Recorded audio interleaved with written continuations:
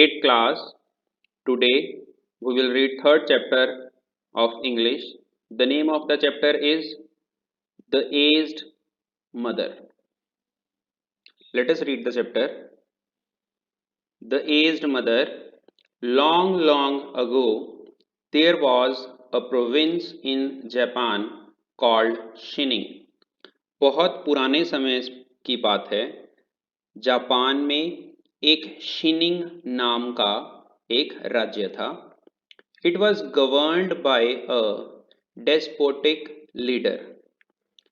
इस राज्य का जो शासक था, जो राजा था, वो बहुत ही अत्याचारी था. He was a good warrior, but he had a great dislike for anything suggestive of failing health and strength. वो एक अच्छा वॉरियर मतलब एक अच्छा लड़ाई करने वाला योद्धा था, but he had great dislike, but उसको कौन सी चीज बिल्कुल पसंद नहीं थी?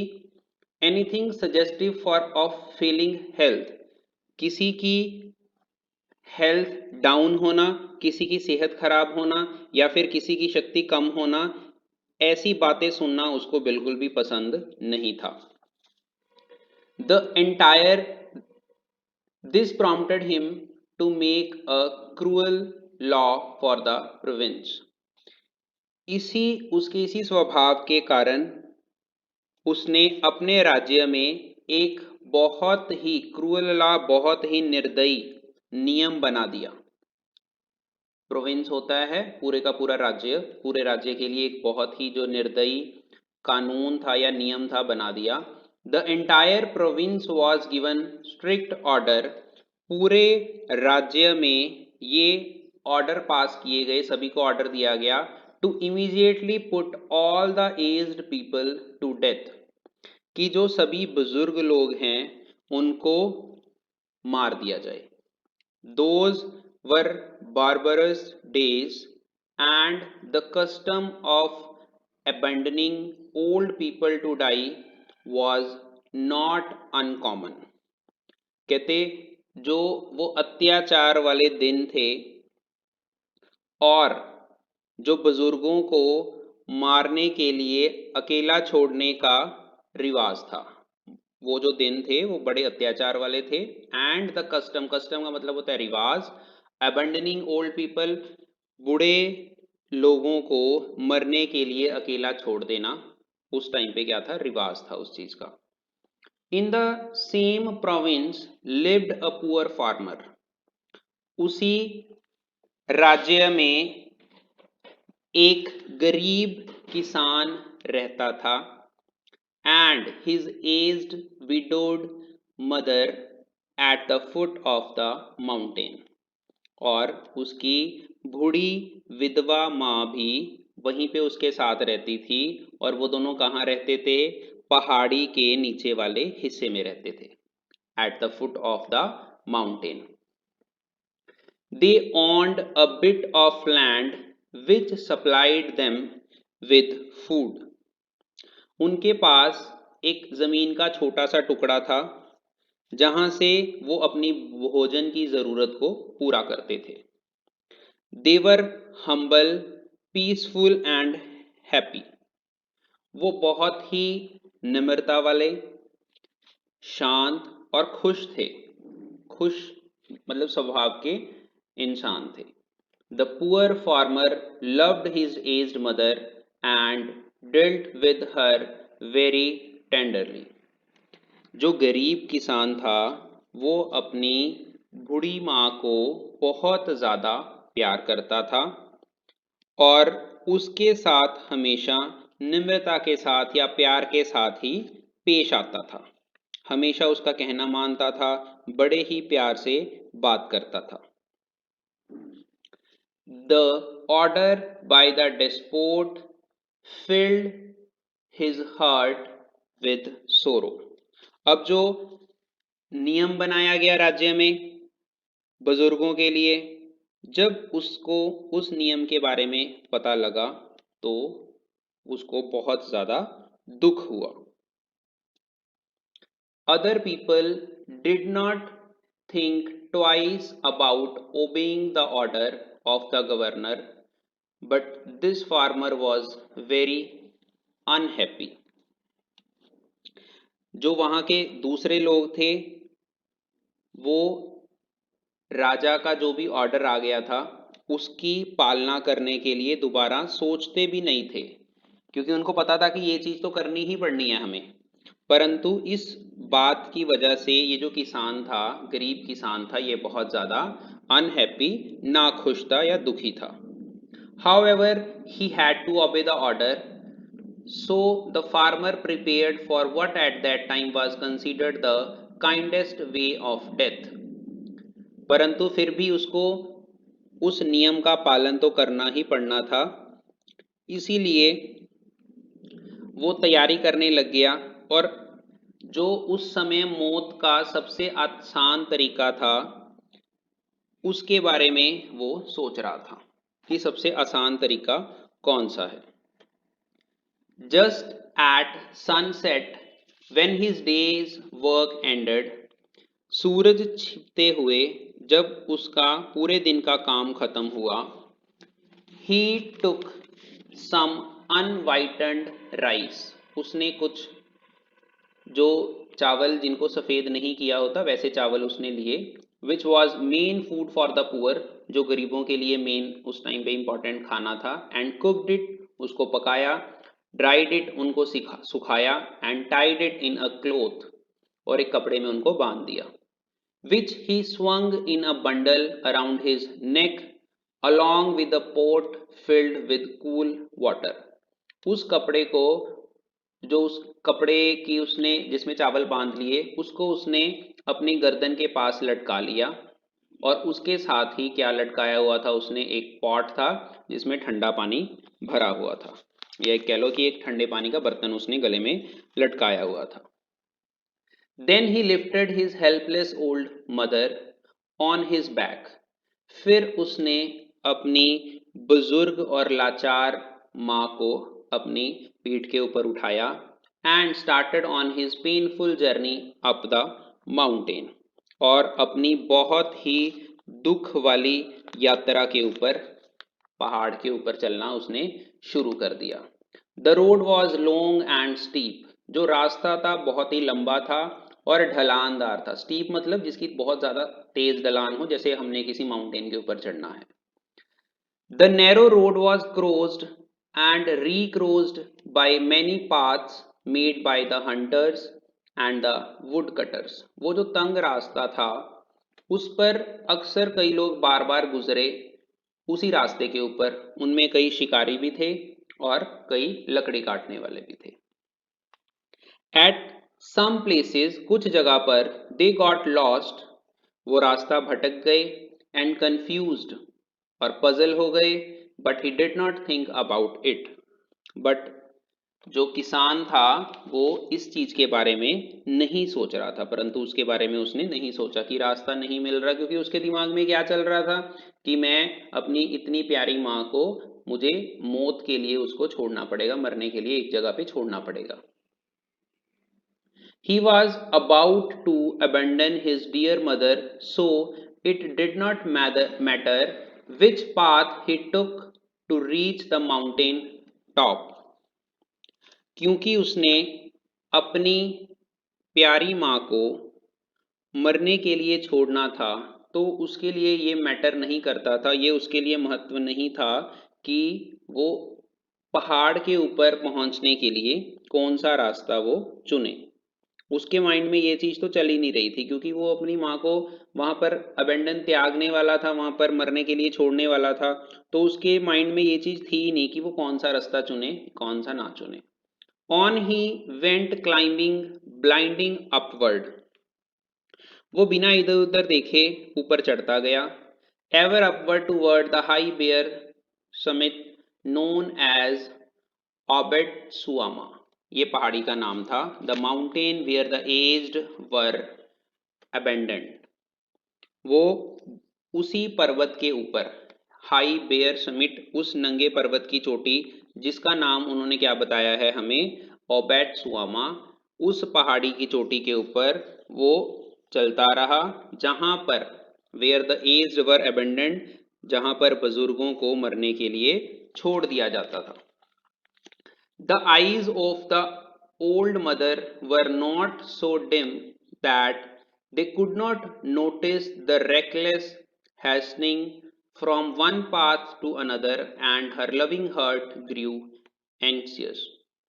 जो उसकी बुजुर्ग माँ थी, उसकी आंखें की रोशनी इतनी भी कम नहीं थी कि वो ना देख सके क्या कि किस तरह से जो मेरा बेटा है वो एक रास्ते से दूसरे रास्ते तक बिना किसी सावधानी के मुझे जल्दी जल्दी लेकर जा रहा है। और उसका प्यार भरा दिल जो था वो उस टाइम पे चिंतित हो उठा, उसके लिए उसको चिंता होने लगी उसको अपने बेटे की। Her son did not know many paths of mountain, उसके बेटे को पहाड़ी रास्तों के बारे में ज्यादा नहीं पता था। And his return might be dangerous, तो इसीलिए वापिस आना उसके लिए खतरनाक हो सकता है। So she stretched fourth her hand and snapped twigs from bushes as they passed, इसीलिए उसने अपने हाथ फैलाए and snapped twigs from the bushes, और झाड़ियों से छोटे छोटे तिनके तोड़ने शुरू कर दिए जहां से भी वो गुजर रहे थे। She quietly dropped a handful every few steps of the way so that as they climbed, जैसे जैसे वो रास्ते के ऊपर चढ़ते गए वो चुपचाप एक छोटे छोटे तिनकों का ढेर थोड़ी थोड़ी दूरी के ऊपर फेंक दी गई। ड्रोप्ड अ हैंडफुल मतलब तिनकों का एक ढेर जो था वो वहां पे वो धीरे धीरे फेंक दी गई। The narrow path behind them was dotted with tiny piles of twigs, कहते जो तंग रास्ता था उनके पीछे वो क्या था, वहां पर छोटे छोटे ढेर अभी क्या थे, बन गए। किस चीज के बन गए? ट्विग्स। ट्विग्स क्या होता है? छोटी छोटी, जैसे झाड़ियों में से छोटी छोटी लकड़ी तोड़ना, वो जो छोटी छोटी टहनियां थी उसका ढेर छोटा छोटा उसकी माँ ने रास्ते में घेरती गई और वहां पर ढेर बनता गया। At last the summit was reached, अंत में वो चोटी के ऊपर पहुंच ही गए। Weary and heartsick, the youth gently released his burden, बहुत ही दुखी से और बहुत भारी दिल के साथ उसने अपना जो अपनी माँ को उठाया हुआ था उसको बड़े ही प्यार से नीचे रखा। And silently prepared a place of comfort as his last duty to loved one, और उसके लिए बड़ी शांति से एक जगह बनाने लग गया ताकि वो बहुत ही आराम से वहां पर रह सके, उसकी माँ बड़े ही आराम से वहां पर रह सके। Gathering fallen pine needles, he made a soft cushion and tenderly lifted his old mother onto it. वहां पर जो चीड़ के वृक्ष थे उनके पत्ते, जो नोकदार पत्ते गिरे हुए थे, उनको उसने इकट्ठा किया और अपनी माँ के बैठने के लिए एक सॉफ्ट कुशन टाइप एक उसने बना दिया, मतलब नरम सी गद्दी टाइप बना दिया। And tenderly lifted his old mother on to it, और बड़े ही प्यार से अपनी माँ को उस जो कुशन बनाया था उसने चीड़ के जो पत्ते थे उनसे अपनी माँ को उसके ऊपर बिठा दिया। He wrapped her padded coat more closely about her stooping shoulders. उसने जो उसका कोट था, पैडेड कोट जो नरम कोट था, उसके कंधों के आसपास जो झुके हुए स्टूपिंग शोल्डर, झुके हुए कंधे जो थे उसके कंधों के आसपास अच्छी तरह से रैप कर दिया। विद टीयरफुल आईज और and aching heart he bade farewell to his mother, अपनी आंखों में आंसू लेते हुए और बड़े ही दुखी हृदय के साथ उसने अपनी मदर को गुड बाय बोला, अलविदा कहा। The trembling voice of his mother was full of unselfish love, जो किसान की माँ थी, उस गरीब किसान की माँ थी, उसकी जो कांपती हुई आवाज थी वो किस चीज से भरी हुई थी? Was full of unselfish love, बिना किसी स्वार्थ के प्यार से या स्वार्थहीन प्यार से। As she gave her last instructions, जैसे ही उसने जो अपने बेटे को लास्ट इंस्ट्रक्शन दी, क्योंकि उसको पता था कि इसके बाद हम पता नहीं शायद मिलेंगे या नहीं मिलेंगे, उसने कहा let not thine eyes be blinded my son, she said, उसने कहा, बेटा अपनी आंखों को बंद कर कर मत रखना। The mountain road is full of dangers, जो पहाड़ी रास्ता है ये खतरे से भरा हुआ है। Look carefully and follow the path where you see piles of twigs, तुम ध्यान से देखना और उसी रास्ते को कवर करना जहां पर छोटी छोटी टहनियों के या छोटी छोटी आप ये कह सकते हो कि जो छोटी छोटी लकड़ियां होती हैं उनके ढेर बने हों। They will guide you to the familiar path further down, वो तुम्हें हेल्प करेंगी उस ई रास्ते को दिखाने में जिस रास्ते से हम आए हैं, उसी रास्ते से तुम आसानी से नीचे चले जाओगे। The son's surprised eyes looked back over the path, जो बेटा था उसकी हैरानीजनक आंखों ने जब रास्ते के तरफ देखा, then at the poor old shriveled hands all scratched and soiled by her work of love, और फिर उसने देखा, पहले रास्ते की तरफ देखा, बड़ा हैरान हुआ कि पूरे रास्ते में ऐसी छोटी छोटी लकड़ियां जो हैं वो उनके ढेर पड़े हैं। और फिर उसने देखा कि मेरी माँ के बुजुर्ग हाथों की तरफ जब देखा उसने तो वो सारे उसके ऊपर स्क्रैच आ चुके थे, मतलब एक तरह से जैसे हम कहते हैं खरोंच लग चुकी थी। And सोइल्ड by the work of love, और मिट्टी से भरे हुए थे। His heart broke within, उसका दिल टूट गया। And bowing to the ground, वो ग्राउंड की तरफ जमीन की तरफ झुका। ही क्राइड अलाउड, और बहुत ऊंचा चिल्लाया, ओ ऑनरेबल मदर, मेरी प्यारी सम्मानजनक माँ, your kindness breaks my heart, तुम्हारी दयालुता ने मेरा दिल तोड़ दिया। I will not leave you, मैं तुम्हें नहीं छोड़ूंगा। Together we will follow the path of twigs and together we will die, हम दोनों इकट्ठे ही ये जो आपने रास्ता बनाया है जिसमें छोटी छोटी लकड़ियों के ढेर हैं, उस रास्ते को हम दोनों इकट्ठे ही फॉलो करेंगे, उस रास्ते पर दोनों इकट्ठे ही जाएंगे। And together we will die, और हम दोनों इकट्ठे ही मरेंगे। Once more he shouldered his mother and hastened down the path to their little hut. एक बार फिर उसने अपनी माँ को अपने कंधों के ऊपर उठाया और जो घाटी में उनकी जो झोंपड़ी स्थित थी, जो घाटी में उनकी झोंपड़ी थी इन द वैली, उस रास्ते की तरफ वो चलना शुरू कर दिया। बीनीथ देयर किचन फ्लोर, उनकी जो किचन थी या रसोई थी उसके फ्लोर के नीचे, उसकी जो जमीन थी उसके नीचे, was a walled closet for food, वहां पर दीवार के पीछे एक अलमारी बनी हुई थी खाने के लिए। विच वॉज कवर्ड, जो गुप्त थी, कवर्ड कवर करी हुई थी, and hidden from the view, मतलब जो कि गुप्त एक अलमारी बनाई हुई थी उन्होंने, जो किसी को भी देखने में नहीं पता लगती थी कि वहां पर अलमीरा है। There the son hid his mother, वहां पर उसने अपनी मदर को छुपाया। Supplying her with everything she needed, उसको हर जरूरत की चीज वहां पर पहुंचाता गया। Continuously watching and fearing she would be discovered, उसको थोड़ी थोड़ी देर बाद देखता रहता और उसके मन में डर भी रहता कि कहीं इसके बारे में, मेरी मदर के बारे में किसी को पता ना लग जाए। टाइम पास्ड, समय बीतता गया। And he was beginning to feel safe, when, समय बीतता गया और अब वो थोड़ा सुरक्षित महसूस करने लगा। When again the governor sent forth messenger bearing an unreasonable order, इतने में ही दोबारा से फिर जो शासक था उसने अपने संदेशवाहक जो थे वो भेजे।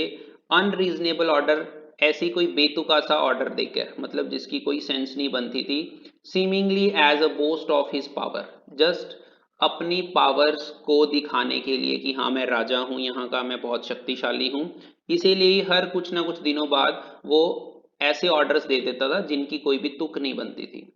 His demand was that his subjects should present him with a rope of ash, उसकी डिमांड थी कि जो उसके राज्य में लोग रहते हैं वो उसको राख की रस्सी बना कर दें। अब राख की रस्सी कैसे बनेगी, राख तो सॉफ्ट होती है, इतनी उसकी रस्सी कैसे बनाएंगे? सभी लोग बड़ी हैरानी में पड़ गए कि अभी चिंता में पड़ गए कि अभी क्या करेंगे। The entire province of Shining trembled with fear, कहते जो शिनिंग राज्य था वो सारे का सारा डर के साथ क्या था, भर गया, सभी लोगों के अंदर डर हो गया कि अब करेंगे क्या। The order had to be obeyed, but how could anyone make a rope of ash. अब शासक का ऑर्डर था, राजा का ऑर्डर था, वो मानना तो पड़ना था, पालन सभी को करना पड़ना था उसका, बट हाउ, कैसे करेंगे वो। Could anyone make a rope of ash, but कहते कि कोई एक राख की रस्सी कैसे बना सकता है। One night in great distress the son whispered the news to his hidden mother. एक रात बड़ी ही चिंता में जो गरीब किसान था उसने अपनी माँ को इस खबर के बारे में कान में बताया। वेट शी सेड, उसने कहा रुको, लेट मी थिंक, जरा मुझे सोचने दो, मुझे सोचने दो। On the second day she told him, दूसरे दिन उसकी माँ ने उसको बताया व्हाट टू डू, कि क्या करना है। Make a rope of twisted straw she said, उसने कहा तुम एक पहले रस्सी बना लो, जैसे सूखे घास की एक रस्सी बना लो। Then stretch it upon a row of flat stones, और उनको एक स्टोन्स की एक लाइन बनाकर, स्टोन्स रखकर, पत्थर रखकर उसके ऊपर उसको स्ट्रेच कर दो उसी रोप को। And burn it on a windless night, और उसको बिना हवा चलती हुई किसी रात को जला दो। He called the people together and did as she had said. उसने, जो किसान था, उसने लोगों को इकट्ठा किया, and did as she said, और वैसे ही किया जैसे उसकी माँ ने कहा था। When the blaze died down, जब वो रस्सी पूरी तरह जल गई, there upon the stone, पत्थरों के ऊपर, with every twist and fiber showing perfectly lay a rope of ash. अब क्या था, जब वो रस्सी जल गई, पत्थर के ऊपर जो पड़ी थी, अब वो अच्छी तरह से दिखाई दे रही थी कि ऐश की जो रस्सी है वो किस तरह से सामने आ गई, क्योंकि उसके ऊपर हर ट्विस्ट और जैसे रस्सी में ट्विस्ट होते हैं, बंधी हुई होती है, जैसे मोड़ होते हैं, उसमें वो सारे अभी दिखाई दे रहे थे, उसके रेशे दिखाई दे रहे थे अच्छी तरह से। The governor was pleased at the wit of the youth and praised greatly, but he demanded to know where he had obtained his wisdom from. जो शासक था वो बहुत खुश हुआ, at the wheat of the youth मतलब उसकी जो बुद्धि थी, बुद्धिमानी पे उसकी बड़ा खुश हुआ, जो यूथ था, जो किसान था, शासक जो राजा था वहां का बड़ा खुश हुआ, प्रेज्ड ग्रेटली, उसकी बहुत प्रशंसा की। But he demanded to know, but परंतु वो जानना चाहता था कि उसके दिमाग में ये वाला आइडिया आया कहाँ से। Alas alas, cried the farmer, जो किसान था वो चिल्ला उठा, बहुत बुरा, बहुत बुरा। The truth must be told, सच्चाई बतानी चाहिए। एंड विद डीप बोज, और बहुत ही नीचे सिर झुका के, ही नरेटेड हिज स्टोरी, उसने अपनी सारी कहानी राजा को बता दी।